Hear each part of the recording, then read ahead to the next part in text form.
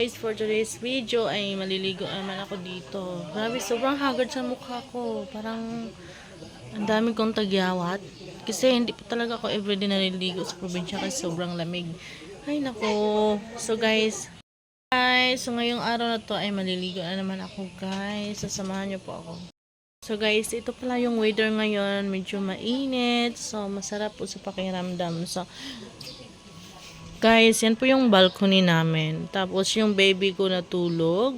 So since tulog pa yung anak ko po ay maliligo muna ako. Hindi, maglalaba muna ako guys. Tapos yung sister ko naman ay super busy talaga niya kasi sobrang kalat po talaga ng kwarto namin kaya inaayos niya po.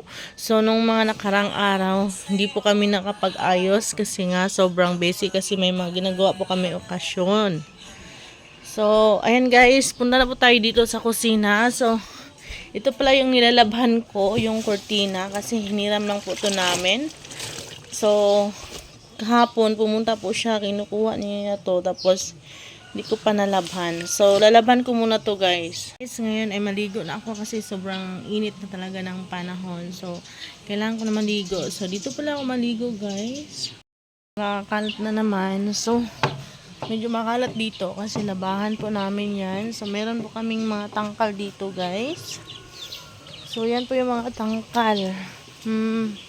So, malapit lang po pala kami sa ilog. So, tuwing bumabaha, maabot po dito yung tubig dito banda. So, dito naman, guys, grabe ang laki ng baboy namin.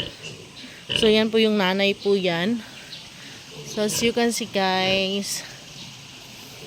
So, tara guys, samahan nyo po ako. Pupunta na po tayo sa liguan. So, ito po yung bahay namin sa probinsya. So, ayan, dito po ako maliligo. Parang, mano po yung tubig guys. Guys, magsahod muna ako ng tubig. So, since tulog pa yung baby ko, so kailangan ko magmadali maligo. So, guys, punta po tayo dito banda. So, meron po kami mga manok. So, maliit pa yung manok, hindi pa siya pwedeng katayin. Meron po kaming tanim dito na luya. So, ayan. So, hindi pa siya masyadong nalinisan dyan, guys. So, yan nga.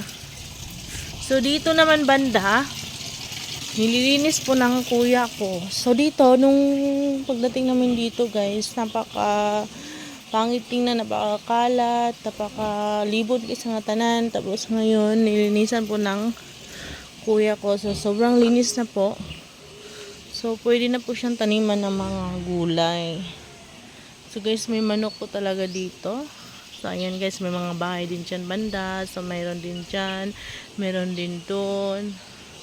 So, kung mapapansin nyo, hindi po concrete yung bahay dito kasi guys, meron din pong ilog dyan banda. Sapa pala, hindi pala ilog yan. Guys, yung mga prutas dito, hindi po namumunga. Siguro hindi pa panahon nila. So, sarap kumain ng mangga.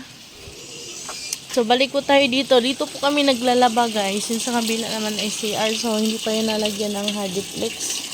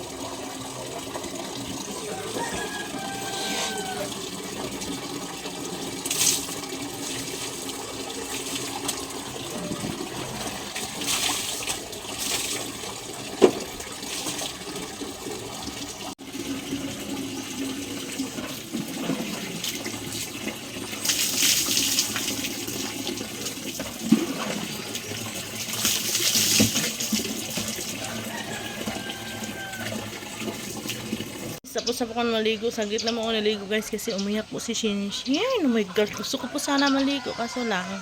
Guys, di pa ako natapos. Bilis lang po ako natapos kasi umiyak si Shinshin. Grabe guys. Ayun Shinshin guys oh. Umiiyak po siya. Sabi niya, weh, weh! Ayaw niya lumapit sa ibang tao. Hindi siya lumalapit sa tita niya, umiiyak siya. Kakatulog lang nito eh.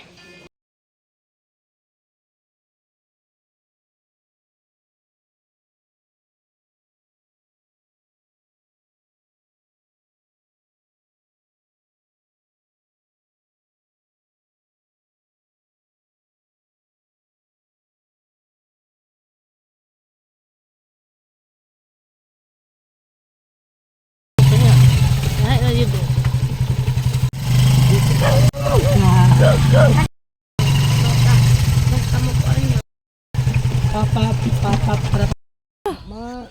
Tingnan nyo guys.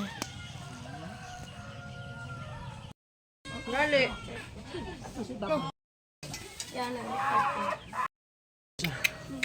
Sakay na lang ka sa likod ni J-Club. Magkagamag. Tabag mawag, uy.